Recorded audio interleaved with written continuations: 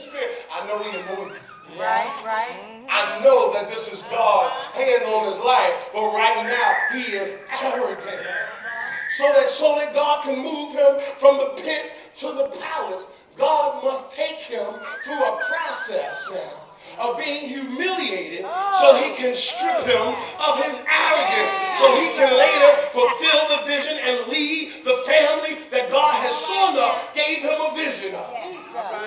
That's why sometimes God calls you to be over people and you try to get in there with your arrogance and your immaturity. You have not been trained. You don't know what you're doing. And whenever God pushes you into a place of leadership, because let me tell you something.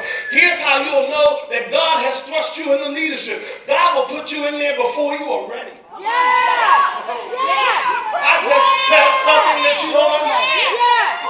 You'll know when God has done it. Because God wants you to see that only he is able to equip you. And when God is getting ready to do something supernatural in your life, he will allow you and thrust you into something, in other words, for which you are not prepared for. God already knows the end from the beginning, and what he will do a lot of times is he'll thrust you in it. He knows you're arrogant. Come on, Bishop. He knows you're full of pride. He knows that you're immature. And it's all a part of his plan. And so he'll get in things, and you're trying to lead folk, but you're not mature yourself. Right. What'll happen, you'll spend a lot of time being frustrated because you don't know how to handle people. So the first thing you have to do as part of the process, the first thing I had to learn was I had to learn the dynamics of the people that I was dealing with. Either Joseph could not imagine how his brothers might react when he described the dream, or he didn't care.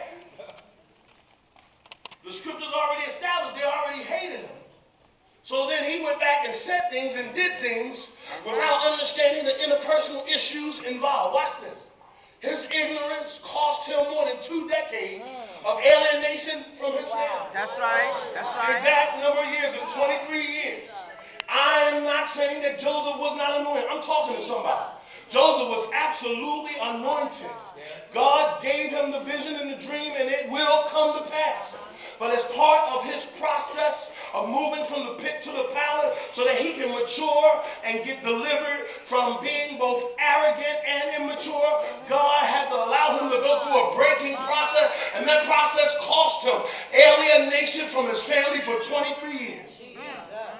How many of y'all know even Jesus said that a prophet is without honor, save even his own country?